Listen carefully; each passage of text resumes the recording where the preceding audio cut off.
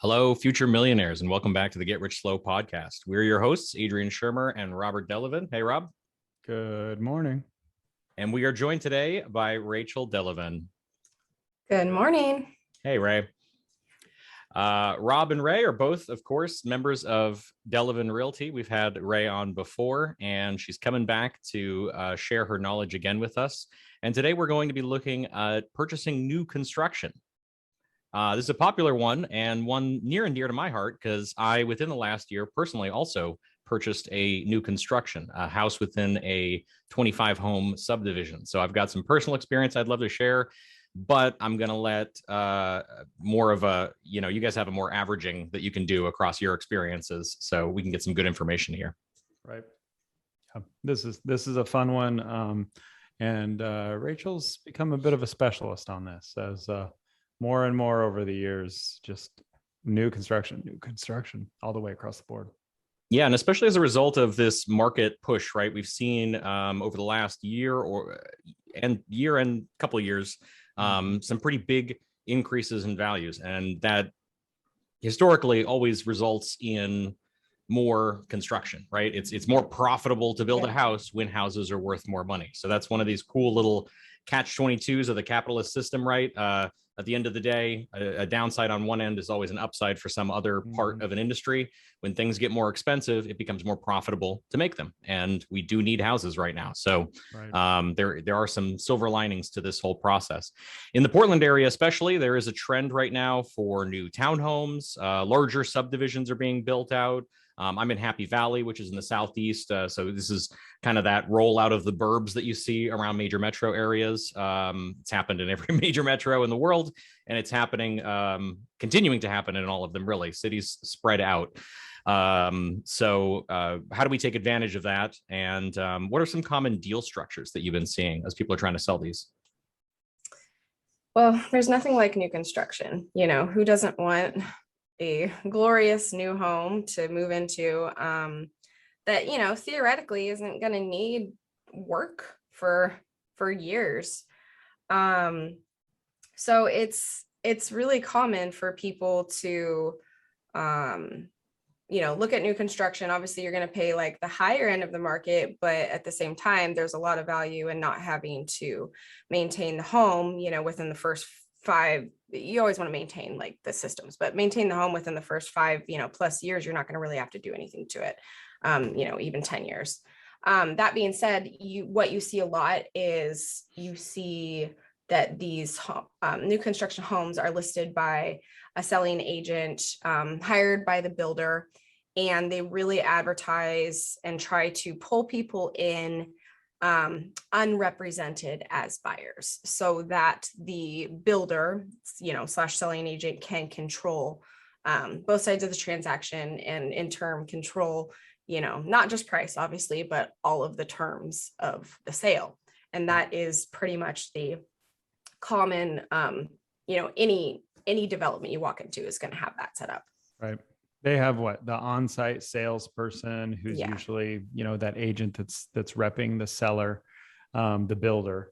And, there's the concept of that people don't really think about, oh, I'm buying from a builder. So it's like I'm buying a new car off the lot. Well, people don't normally think I'm going to go buy a new car off the lot and I'm going to bring in somebody to negotiate for me to put the deal together for me. Right. You're kind of at the mercy of the salesperson. Well, guess what? New construction ends up being kind of the same way. Is they have somebody there. They usually have a staff person or 2 or 3, depending on the size of the subdivision. They definitely have open hours, weekends. Usually they're going to be there multiple days a week. You set up appointments, you go in, and it's, okay, let's put together this is what's been going on. Let's put together our contract. This is coming from the builder side. And this is our standard forms. This is how we do it. And typically the conversation of, oh, well, could we do less this, or can we get a little better terms here, or can we negotiate this, or what have you? They say, well, this is how we do it. This is what the other property homes are selling for. Oh, we only have 2 left. Versus you look around and you're like, but there's 5 more acres of empty lots. Yeah. But we only have 2 left. So why have you guys flattened all that land around that? Yeah, you know, so I mean, there is an What's that hole element for? of the sale side, and we've Sure. repped you know, small builders before ourselves and been in that situation, and about half of them we ended up repping unrepresented buyers, and in essence what ends up happening is the buyer comes straight to us repping the builder, and the buyer doesn't have any representation. And that stat blows me away, but I it's would mirror pretty that. common. I also see So- that a lot. So that's a big piece of, you know, the way the deals are structured. If at all possible, you know, a builder would prefer not to pay a separate the person that's negotiating against interesting. them, right? You know, isn't that amazing? But the funny thing is generally speaking, people tend to get a much better deal, especially not just price, but on terms, if they're actually represented. So they actually pay less, which is an interesting thing. Now, for all intents and purposes, we have a dog in the fight, right? Because we want to represent those people.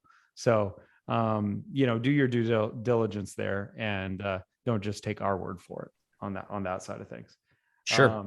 I mean, I would probably mirror that though. And this is an opinion more than anything. So you can do your own research. And I'm not saying that you're going to get a bad deal if you go this route, but think about what you're really doing. You represent one sale to this person or to this brokerage, and the construction company represents a potential future of hundreds of sales. Even if this, you know, one project is like mine, it's only 25 units. That builder's not going to stop there and not go to the next division that they're building. So I want to keep that person happy. I want to be a staunch negotiator for them.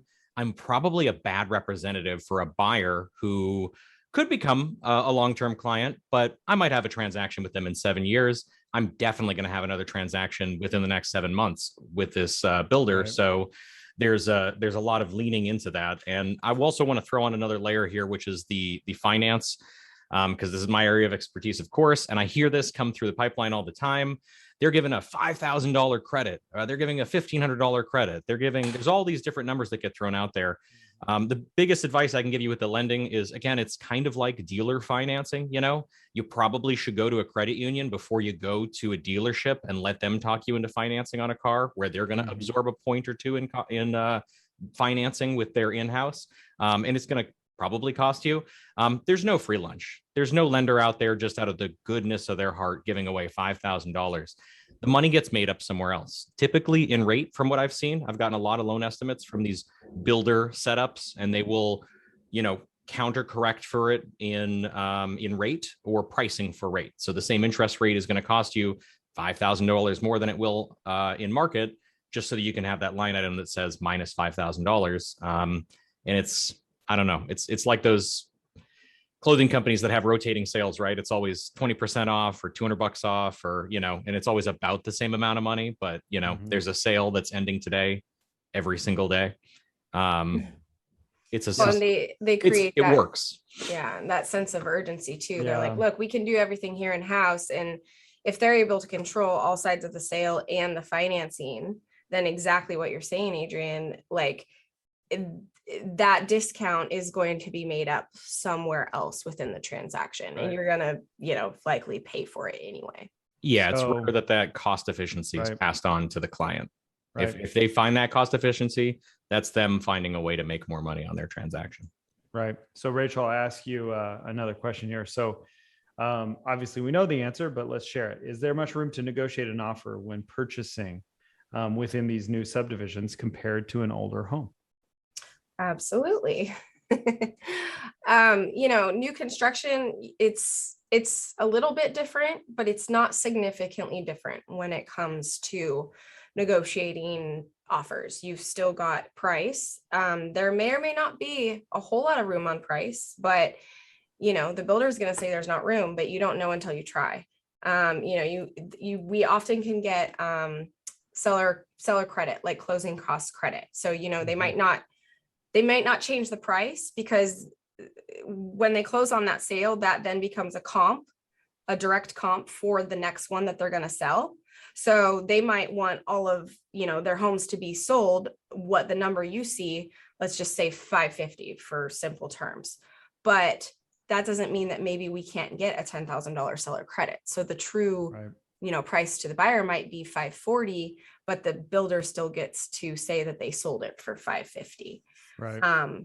Terms, a lot of these contracts, you deposit your earnest money, and a normal contract is 1%. That's pretty standard for the industry and just your average offer.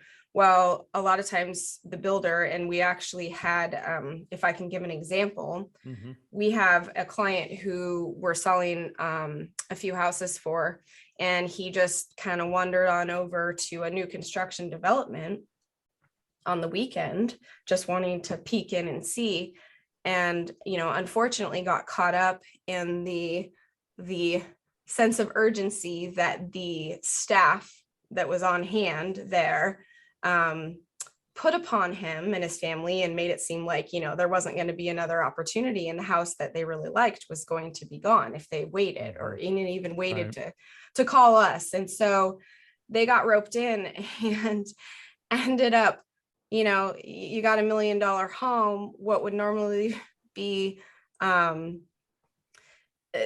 just such different terms. They got them to deposit $70,000 in earnest money. So not only does surreal amount that of $70,000, so not only does that tie up $70,000 of your cash, when the home isn't going to be done for, it was 9 months, right?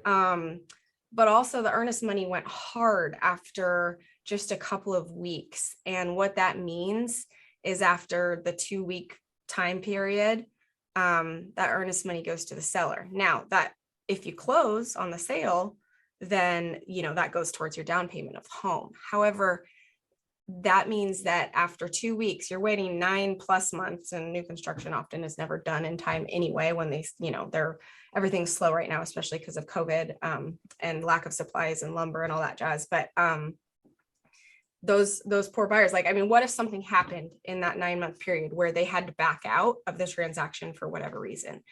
I would never have let their earnest money go hard in 2 weeks ever. They would literally lose $70,000. And then they did like $20,000 in upgrades too, which they also had to pay up front, which also went hard.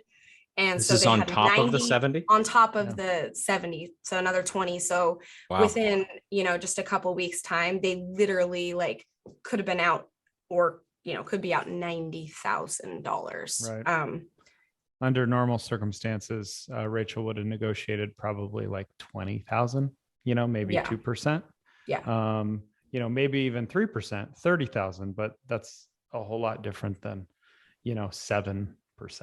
Yeah. And the fact that, what could that $70,000 do for you, or the difference between whatever the 70,000 and what you would negotiate as a normal earnest money down? What could that have returned for you, invested or done something else with during those 9 months? You're talking about some significant money there. Yeah. And God forbid, like Rachel said, something happened and they have to back out. You're at the mercy of that builder to, hey, could you please, resell this home and give us our money back? The builder doesn't have to do that. So that's a pretty extreme example. But if the client doesn't do this every day, right? The buyer doesn't do this every day, so they don't know.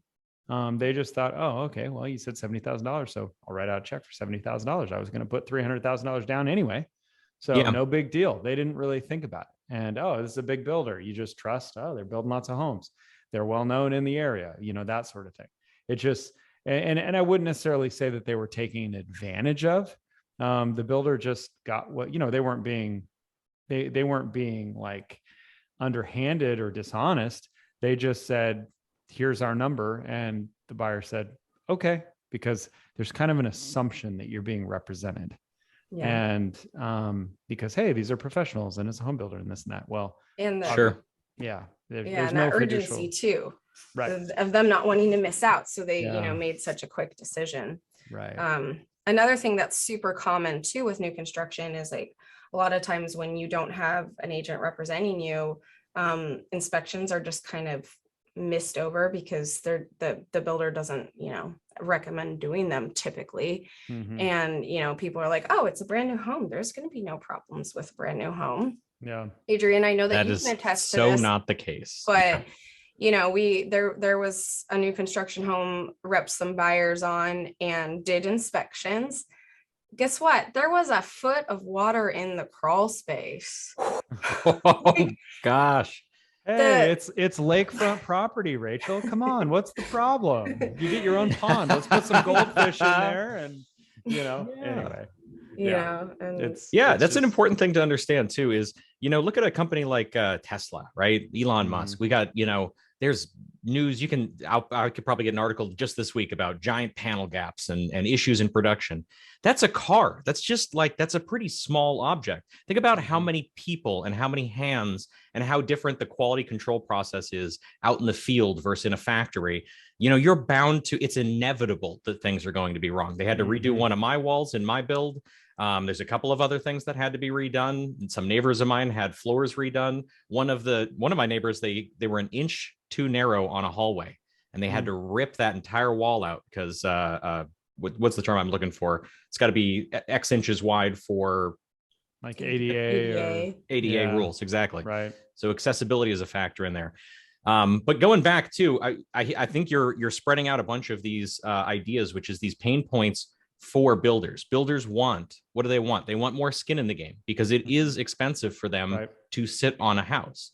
And if you don't use those pain points to negotiate in your favor, if you give up $70,000 without getting anything in return, as though there isn't another new build right around the corner or potentially literally the plot next door, that's why you've got to have this independent representation. And I stand by that really heavily. So there's an interesting concept there is, what typically Rachel would have done is, if that was the big thing for the builder, is a huge amount of money to have, earnest money release, that sort of thing. And the client was planning on throwing down $300,000, $400,000 anyway. So the client maybe doesn't care as much. So it's not a pain point for the client. They don't feel like there's a risk for whatever reason. Well, okay, great. Let's throw 100,000 down, or the better part of that. But let's then negotiate a lesser price, or let's get something in return for that, because we want to collaborate. Okay, if we're going to give you this win, we'd like a win too. Why don't you throw in, instead of the $20,000? And here's the beauty of, and this is one of the pieces where there is sometimes some really nice value in buying in new subdivisions or generating additional value. There's certain things that are big markups for a builder, and they make a ton of profit on it. So if we can figure those things out, and usually it's a matter of asking the builder, hey, is this something, if you have a good relationship with them, is this something, are you guys really like doing flooring upgrades? Or do you, or should I have like, for example, my Tesla charger put in after the fact, because that's just a pain for them. They have to bring in the electrician, and that's an outside person, versus the flooring, they do it in-house. You start asking those questions on the upgrades and that sort of thing. You can actually create a win-win, because the builder's like, oh, well, that's great. Yes, we love doing floor upgrades because that's our guys and it costs us less. That's a profit center, versus bringing out a third-party subcontractor. No, do that afterwards. You're not going to get a concession there. They're not going to be as motivated to give that concession where they have to pay someone else. So just being savvy, understanding the process, but there's some pretty sweet value upgrades. Oftentimes, like air conditioning, you can get thrown in. Then that's not something that's on a standard build, but the builders just really know that that's what they're giving up. They're having to do that with every property. It's not standard, but okay, we're going to go ahead and do it. Then they're doing it at cost, right? So exactly, a flooring upgrade, they may charge you what it would cost to redo the floor if it was is a premium upgrade, or just a little bit less, so that you're going, well, it's cheaper than having it redone once I get the house. But for them, it's the same maybe amount of labor, because it's still just putting in flooring. So putting in a more premium product. And I've seen this happen with you guys as well, where that's the profit margin is so high on those kind of customizations that a lot of the time that's where they will give up ground because they're not really giving up their profit. They're still getting their core profit and they're still selling a unit, which means that they get to build a new unit and building on that pain point. If you're a builder, you don't have my builder. I assure you did not have enough money to build 25 houses. What they do is they start building on one end and they work their way to the other. And it's contingent on selling a house that they break ground on the next one a lot of the time. So they will, they create this sense of urgency towards the client because in reality, there's a sense of urgency on them and they want to get you on their team with this sense of urgency. It's important to them that they take away that negotiation power from you. And if I can step back to Ray, you mentioned something, I think this is awesome. The seller credit concept it goes a layer deeper here. So if I'm selling a bunch of houses and they're worth about $450,000, what are they really worth? 440 to 460, right? There's at least some wiggle room, some range. So if I offer a seller credit, I want $10,000 seller credit for 558 even, but maybe let's just call it 560.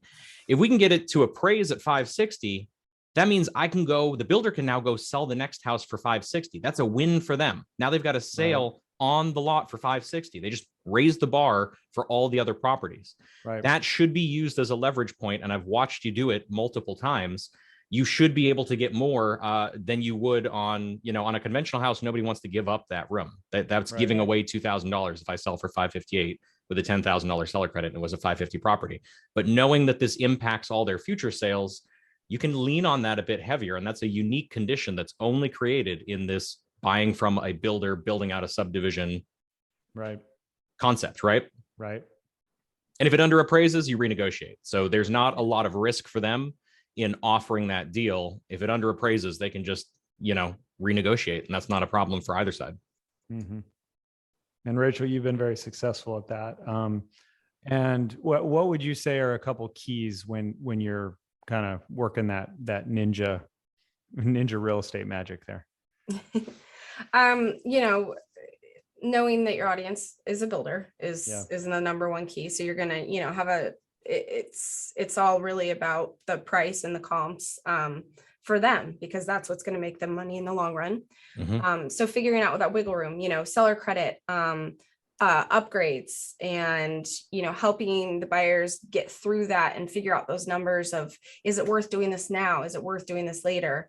Figuring out what sort of upgrades or amenities of the home, appliances, AC, different things like that we can get the seller to throw in. Because it's like I said, we get stuff like that constantly, and you would never know if you were just a buyer walking in to know what to ask for.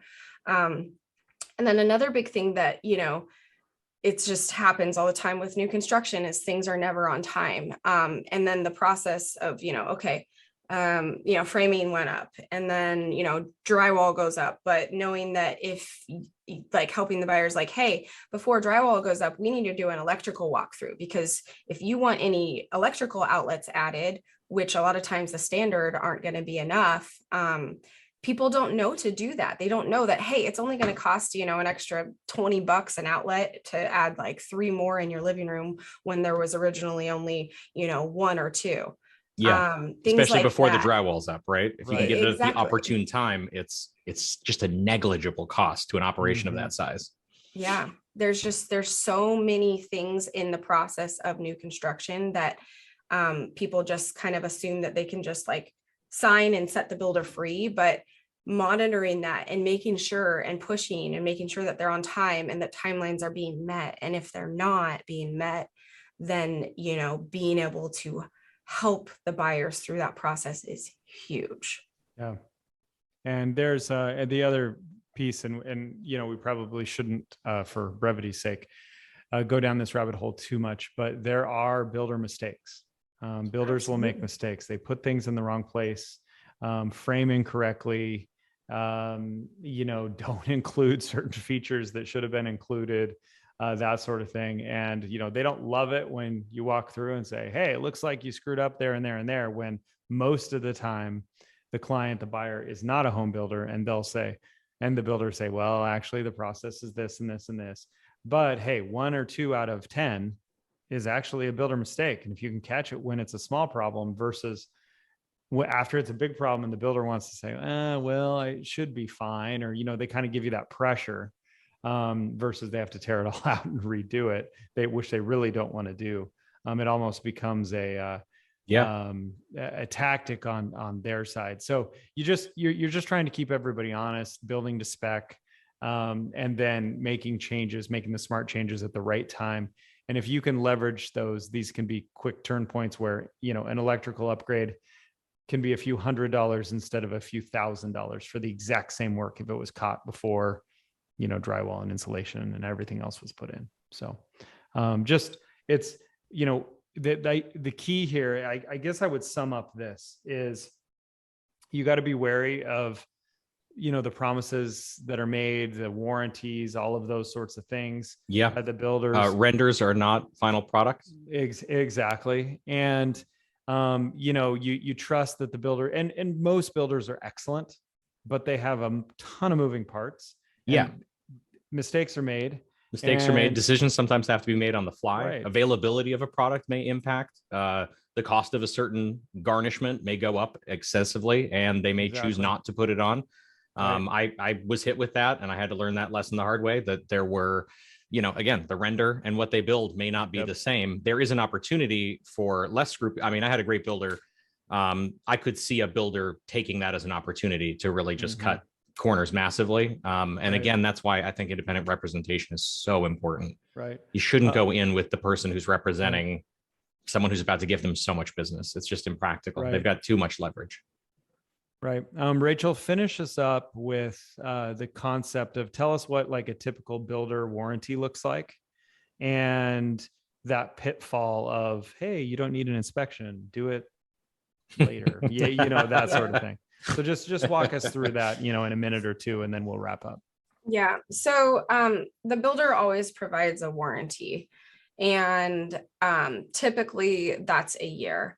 Now there is a structural warranty that's often longer than that, but basically what that means is any issues and homes settle, over time, and there's going to be things that come up, especially like once you move in and you realize like, oh, this window is not properly working, or this door is starting to get uneven, or drywall cracked, drywalls settle and crack, and nails pop out, and I mean, and there can be bigger which is issues. normal, super normal, not a sign of poor build quality. It's just like these are natural products.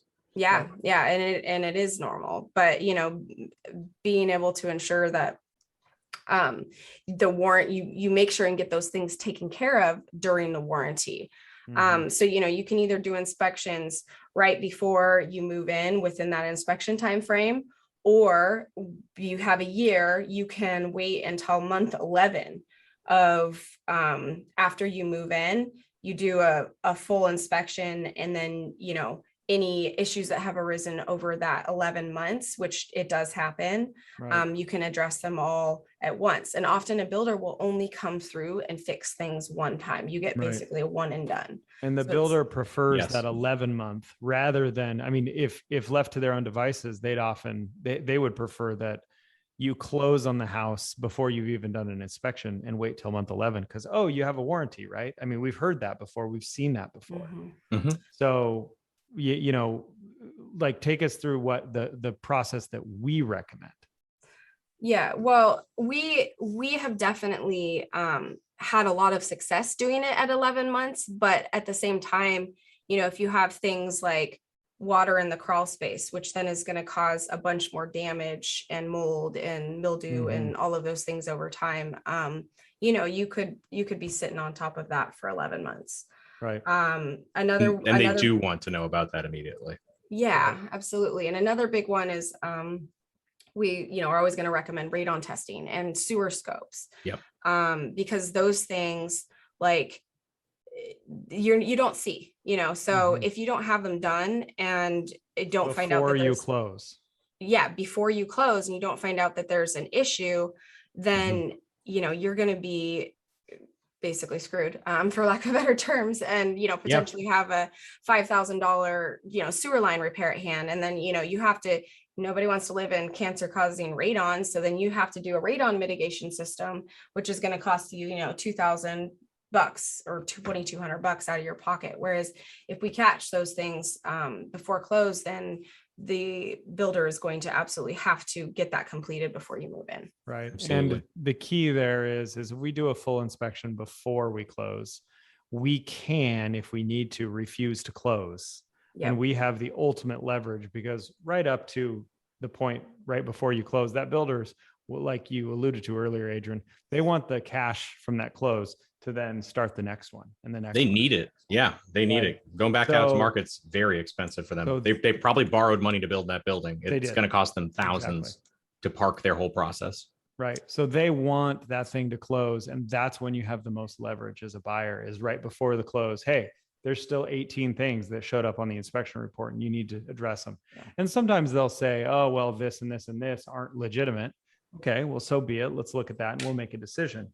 But the big things need to be addressed. And then what happens is usually at month 11 after close, we'll send that same inspector back in, usually at a reduced price, because they've already inspected it once. And they're just checking a number of the things. And then that way our homeowner that we served as as a buyer's agent, they're not the bad guy. They can just turn that over to that inspection over to the builder, and then the inspector is the bad guy. And that's exactly when you address all of those cosmetic issues that we talked about earlier, the nail pops and the doors that have settled and need adjusting, cracked caulking, and all the aesthetic stuff, which they'll do one time. Right.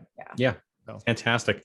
This is an awesome subject, guys. Like I said, I bought a house brand new. I'm real happy with the process, and I'm real happy with the value that I got out of it. I'm real happy that I had you guys to representing me. So I hope that our audience gained a lot from this. We'll catch you next time on the Get Rich Slow podcast. All right. Thank you all. Thank you.